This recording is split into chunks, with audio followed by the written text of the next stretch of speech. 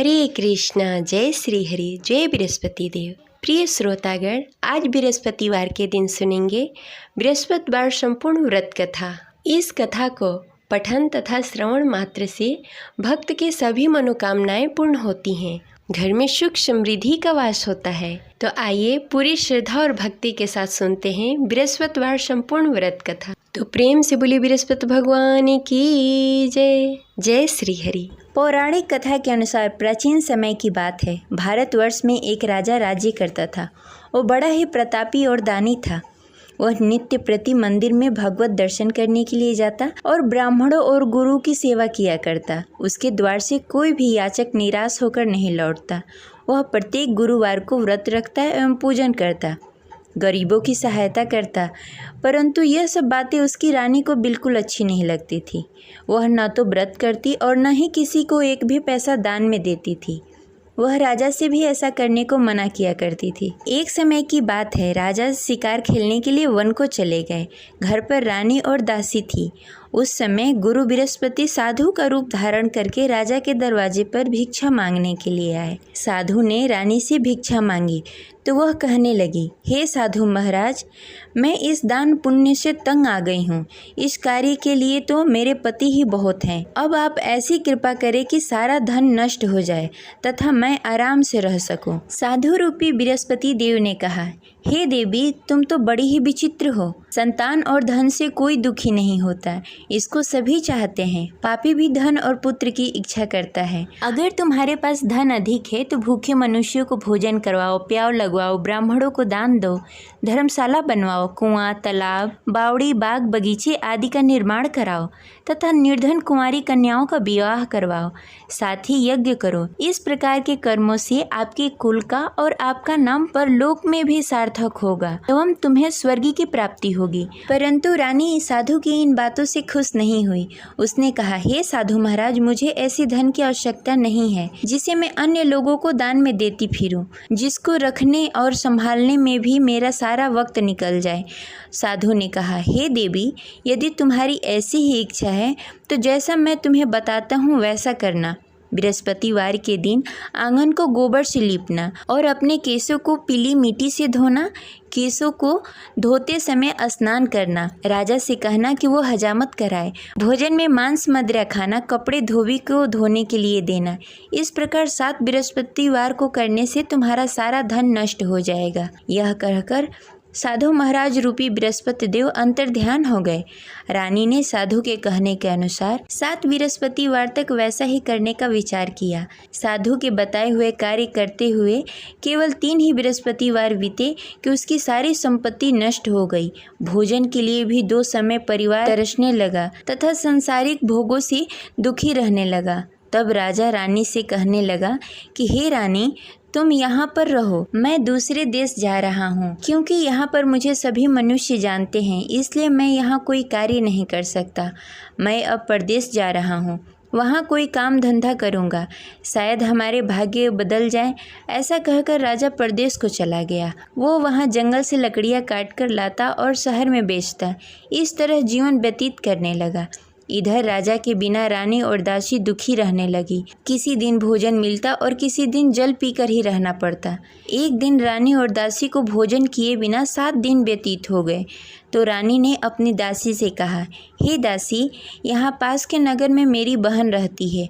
वह बड़ी ही धनवान है। तुम उसके पास जाओ और वहाँ से 5 सेर बेजल मांग के लाओ, जिससे कुछ समय के लिए गुजारा हो जाएगा। दासी रानी की बहन के पास गई। रानी की बहन उस समय पूजा कर रही थी। बृहस्पतिवार का दिन था। दासी ने रानी की बहन से कहा, हे रानी, मुझे आपकी बहन ने भेजा है, मुझे 5 सेर बेजल दे दो। दासी ने यह बात अनेक बार कही, परंतु रानी की बहन ने कोई उत्तर नहीं दिया, क्योंकि वह उस समय बृहस्पतिवार का कथा सुन रही थी। जब दासी को रानी की बहन की कोई उत्तर नहीं मिला तो वह बहुत ही दुखी हुई। उसे क्रोध भी आया। वह लौटकर रानी से बोली, हे रानी, आपकी बहन बहुत ही घमंडी है। वह छोटे लोगों से बात नहीं करती। मैंने उससे कहा, उसने कोई उत्तर नहीं दिया। मैं वापस चली आई। रानी बोली, हे दासी, उसमें उसकी कोई गलती नहीं है। जब बुरे दिन आते हैं तब कोई असहारा नहीं देता। अच्छे बुरे का पता विपत्ति में ही लगता है। जो ईश्वर की इच्छा होगी वही होगा। यह सब हमारे भाग्य का दोष है। उधर रानी की बहन ने सोचा कि मेरी बहन की दासी आई हुई थी, परंतु मैं उससे नहीं बोली, इससे वह बहुत दुखी हुई होगी।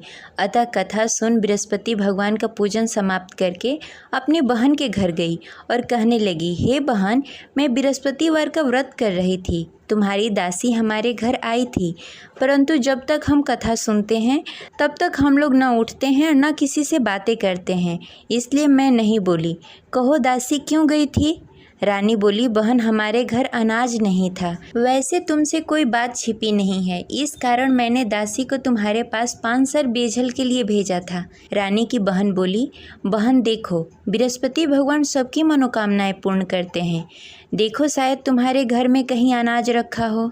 यह सुनकर दासी घर के अंदर गई।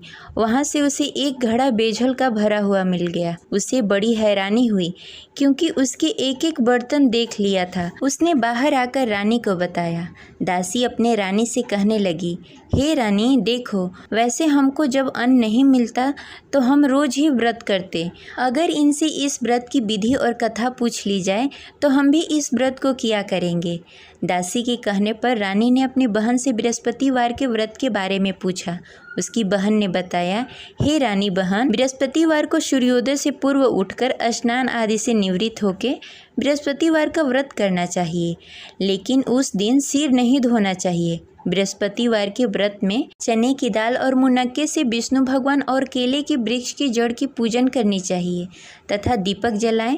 उस दिन एक ही समय भोजन करें। भोजन पीले खाद्य पदार्थ का करें तथा कथा सुनें।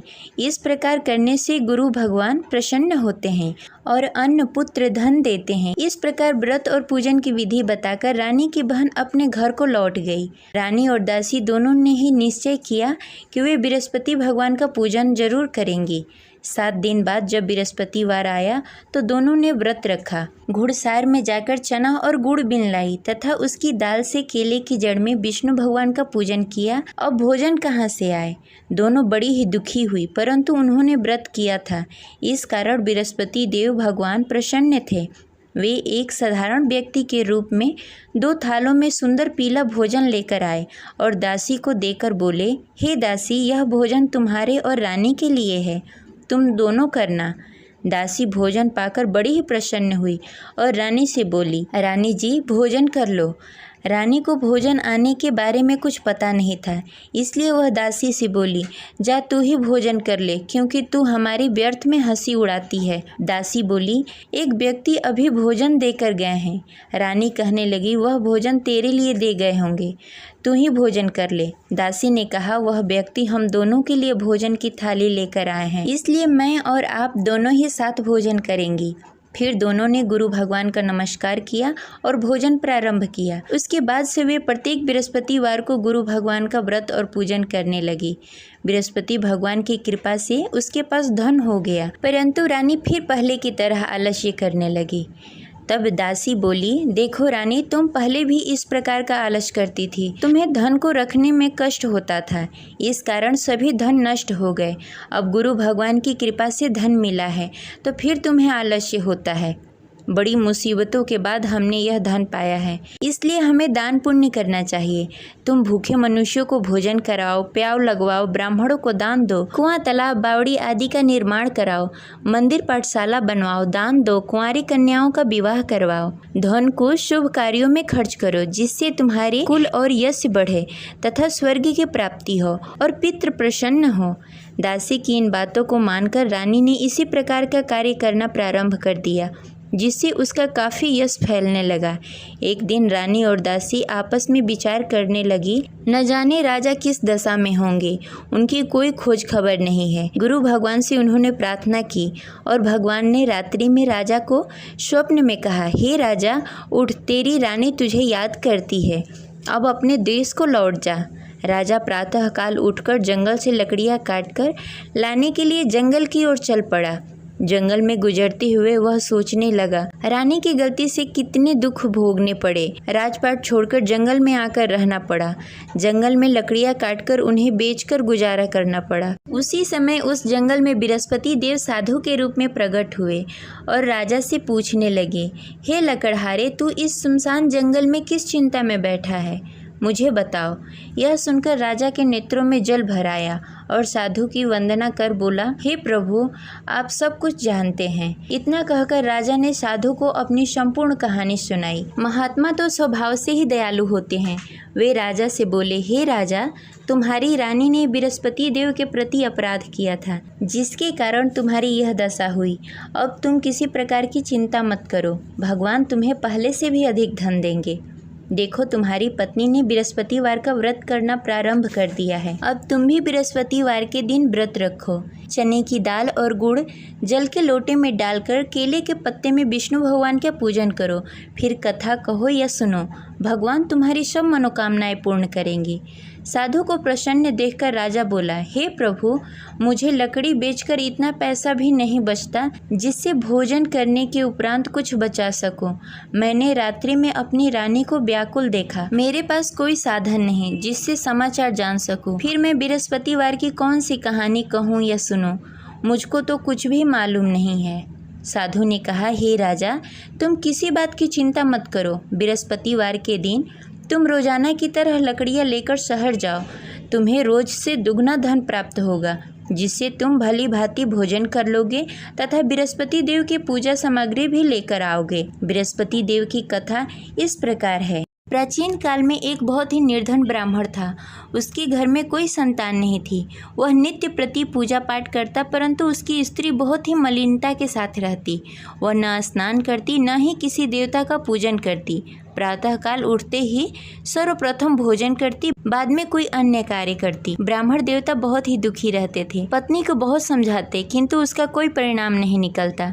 भगवान की अनुकंपा से एक समय ब्राह्मण की पत्नी गर्भवती हुई और 10वें महीने एक सुंदर कन्या को जन्म दिया। निर्धन ब्राह्मण कन्या के जन्म से बहुत दुखी हुआ। धीरे धीरे ब्राह्मण की कन्या बड़ी होने लगी। बचपन से ही उस कन्या की रुचि भगवान विष्णु की पूजा में थी। वह प्रातः उठती, स्नान ध्यान करती, उसके बाद भगवान विष्णु की पूजा करती और मंदिर में जाती। बृहस्पतिवार को व्रत करके विधि विधान पूर्वक पूजा पाठ करती। पूजा पाठ के बाद वह पढ़ने के लिए पाठशाला जाती। घर से चलते समय वह मुट्ठी भर जौ साथ में लेकर जाती और पाठशाला के रास्ते में थोड़ी थोड़ी जौ गिराते जाती। जब पाठशाला से लौटकर आती, जौ के दाने सोने में बदल जाते। लड़की सभी सोने के दाने बीन लाती। एक दिन जब वह सोने के दानों को साफ कर रही थी, तो उसकी माँ ने कहा, बेटी, सोने के दाने साफ करने के लिए सोने का सूप भी होना चाहिए। अगले दिन बृहस्पतिवार था। उसने भगवान बृहस्पति देव की पूजा करते हुए प्रार्थना की, हे भगवान, यदि मैंने आपका व्रत विधि विधान से किया हो तो मुझे सोने का सूप दे दो। भगवान बृहस्पति देव ने उसकी मनोकामना पूरी करने का वचन दिया। पाठशाला से लौटते समय उसने रास्ते में सोने का सूप पड़ा हुआ मिला। घर लौटकर सोने का सूप अपनी माँ को दिखाकर वह सोने के दाने साफ करने लगी। उसी समय नगर का राजकुमार उसके घर के पास से गुजर रहा था। उस सुंदर लड़की को सोने के सूप में जौ साफ करते देख राजकुमार उस पर मोहित हो गया। राजकुमार ने अपने पिता से उस लड़की से विवाह करने की इच्छा प्रकट की। तो राजा ने ब्राह्मण को महल में बुलाकर राजकुमार से उसकी लड़की के विवाह की बात कही। ब्राह्मण तैयार हो गया। धूमधाम से उस लड़की का विवाह राजकुमार से हो गया। दुल्हन बनकर ब्राह्मण की लड़की महल में चली गई। लड़की के चले जाने से ब्राह्मण फिर से निर्धन हो गया। उसे कई कई दिनों तक बिना भोजन के रहना पड़ा। बहुत दुखी होकर ब्राह्मण एक दिन अपने लड़की के पास गया। अपने पिता से निर्धनता का समाचार सुनकर उसे बहुत सारा धन देकर पिता को विदा किया। उस धन से ब्राह्मण का कुछ दिनों तक आराम से गुजारा हुआ, लेकिन जल्द ही फिर भूखों मरने की हालत हो गई। ब्राह्मण अपनी लड़की से धन लेने के लिए फिर महल में पहुंचा। लड़की ने पिता की बुरी हालत देखकर कहा, पिताजी, आखिर आप कब तक मुझसे धन लेकर जीवन व्यतीत करेंगे? आप कोई ऐसा उपाय क्यों नहीं करते जिससे आपका घर धन धान से भर जाए? ब्राह्मण ने कहा, मैंने तेरी माँ को बहुत समझाने की कोशिश की, पर उसकी समझ में कुछ नहीं आता। उसकी फुहरता नष्ट हो तब तो घर की निर्धनता दूर हो। तब कुछ सोचकर लड़की ने पिता से कहा, पिताजी, आप कुछ दिनों के लिए माँ को मेरे पास छोड़ जाओ। तब कुछ सोचकर ब्राह्मण ने पत्नी को लड़की के पास महल में छोड़ दिया। लड़की ने अपनी माँ से कहा, माँ तुम कल प्रातः उठकर स्नान आदि करके भगवान विष्णु की पूजा करना। पूजा करने से तुम्हारी निर्धनता अवश्य दूर हो जाएगी। लेकिन उसकी माँ ने उसकी कोई बात नहीं मानी। तब क्रोधित होकर लड़की ने अपनी माँ को एक कक्ष में बंद कर दिया। सूर्योदय के समय माँ को उठाकर जबरदस्ती उसे स्नान आदि करवाया। फिर मंदिर में ले जाकर भगवान बृहस्पति देव की पूजा करवाई। कुछ दिनों तक ऐसा करने से माँ की बुद्धि में कुछ परिवर्तन हुआ और वह स्वयं बृहस्पतिवार का व्रत रखने लगी। उसके व्रत करने से ब्राह्मण के घर की निर्धनता दूर हो गई और भगवान विष्णु की अनुकंपा हुई और दोनों पति पत्नी धन संपत्ति पाकर आनंद पूर्वक जीवन व्यतीत करते हुए विष्णु धाम को चले गए। लकड़हारा बने राजा ने उस साधु से भगवान विष्णु देव की यह कथा सुनकर बृहस्पतिवार का व्रत करना शुरू कर दिया और भगवान विष्णु की पूजा करने लगा। उस दिन से उसकी सभी क्लेश दूर हो गए। लेकिन अगले बृहस्पतिवार को कामकाज में अधिक व्यस्त होने के कारण उसने भगवान बृहस्पति देव का व्रत नहीं किया।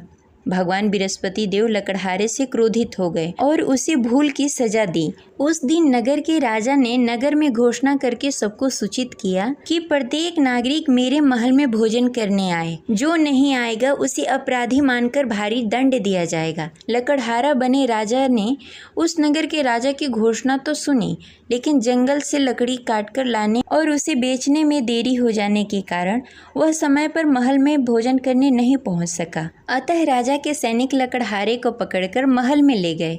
राजा ने उसे महल के एक कक्ष में बैठाकर भोजन कराया। उस कक्ष में एक खुट्टी पर रानी का सोने का हार लटका हुआ था। लकड़हारा अकेला उस कक्ष में भोजन कर रहा था। तभी उसने एक आश्चर्यजनक घटना देखी। देखते ही देखते वह खूंटी हार को निगल गई। थोड़ी देर बाद जब राजा ने हार को गायब देखा तो लकड़हारे को कारावास में डाल दिया। लकड़हारा मन ही मन अपने भाग्य को कोसने लगा। तभी उसे जंगल में मिले साधु का स्मरण हुआ। थोड़ी देर में भगवान बृहस्पति देव सन्यासी के रूप में उसके सामने प्रकट हुए और कहा, हे लकड़हारे, तूने भगवान बृहस्पति देव की पूजा नहीं की, इसी कारण तुम्हें कष्ट हो रहा है। लेकिन अब चिंता मत करो, बृहस्पतिवार के दिन कारागार के दरवाजे पर तुम्हें कुछ पैसे पड़े हुए मिलेंगे। उन पैसों से भगवान बृहस्पति देव का व्रत करके उनकी पूजा करोगे तो तुम्हारे सारे दुख दूर हो जाएंगे। फिर बृहस्पतिवार के दिन दरवाजे पर पड़े पैसे राजा को मिले, जिससे उसने चने की दाल, गुड़, मुनक्का मंगाकर भगवान बृहस्पति देव की कथा कही और व्रत किया, जिससे भगवान बृहस्पति देव प्रसन्न होकर उस नगर के राजा को स्वप्न में लकड़हारे को मुक्त करने को कहा। सुबह राजा ने आकर अपने कक्ष में देखा कि खूंटी पर हार टंगा हुआ है। राजा ने लकड़हारे को मुक्त कर दिया, उसे धन और आभूषण देकर विदा किया। लकड़हारा बना राजा उस नगर से चलकर अपने नगर की तरफ चल दिया। जब राजा अपने नगर में पहुंचा तो उसने देखा उस नगर में कुएं, धर्मशाला, बाग बगीचे देखकर बहुत प्रसन्न हुआ। राजा ने किसी से पूछा, ये कुएं, धर्मशाला किसने बनवाए? सबने उसे बताया कि ये सब रानी और दासी ने बनवाए हैं। राजा जब महल में पहुंचे तो रानी ने उनका भव्य स्वागत किया। तब राजा ने निश्चय किया कि सप्ताह में एक बार तो सभी बृहस्पतिवार का व्रत तथा पूजन कर सकते हैं, परंतु मैं प्रतिदिन व्रत किया करूँगा तथा दिन में 3 बार कथा कहूँगा। अब राजा हर समय दुपट्टे में चने की दाल बांधकर रखते तथा दिन में 3 बार बृहस्पतिवार का कथा कहते। कुछ दिनों के बाद राजा को अपनी बहन की याद आई। एक दिन घोड़े पर सवार होकर राजा अपनी बहन से मिलने के लिए चल दिया। अभी राजा नगर के बाहर ही पहुंचा था कि उसने देखा कि कुछ लोग एक 100 को ले जा रहे हैं। राजा को स्मरण हुआ कि आज उसने किसी को बृहस्पतिवार का व्रत कथा नहीं सुनाया। राजा ने उन लोगों से रोककर कहा, भाइयों, आप 100 ले जाने से पहले मुझसे बृहस्पतिवार का कथा सुन लो। लोगों ने राजा पर क्रोधित होते हुए कहा, तुम पागल तो नहीं हो? लेकिन कुछ बड़े बुजुर्ग लोगों ने कहा, अच्छा भाई, तुम साथ में चलते चलते अपनी कथा भी सुनाते रहो। राजा ने चलते चलते आधी ही कथा सुनाई थी कि 100 हिलने लगा। राजा की पूरी कथा समाप्त होते ही 100 उठकर बैठ गया। लोगों ने हैरानी से दांतों तले उंगली दबाई और अगले बृहस्पतिवार को भगवान बृहस्पति देव का व्रत करने व कथा सुनने का निश्चय कर लिया। अब घोड़े पर सवार होकर राजा चलते हुए एक किसान के पास पहुंचा। किसान अपने खेत में हल चला रहा था। राजा ने कहा, अरे भाई, मुझसे बृहस्पतिवार का कथा सुन लो। किसान झुंझलाकर बोला, अरे भाई, देख नहीं रहे, जितनी देर मैं तुम्हारी कथा सुनूंगा उतनी देर में तो पूरी खेत में हल चला लूंगा। राजा निराश होकर चला गया। तभी किसान का बैल लड़खड़ा के गिर गया और किसान के पेट में भी जोरों से दर्द होने लगा। जब उसकी पत्नी वहां आई तब उसने पूछा कि क्या हुआ। किसान ने घुड़सवार की पूरी कहानी सुनाई कि पत्नी दौड़ती हुई राजा के पास पहुंची और हाथ जोड़कर बोली, भैया मैं तुम्हारी कथा सुनने के लिए तैयार हूँ। राजा ने उसके साथ खेत पर पहुंचकर बृहस्पतिवार की कथा सुनाई।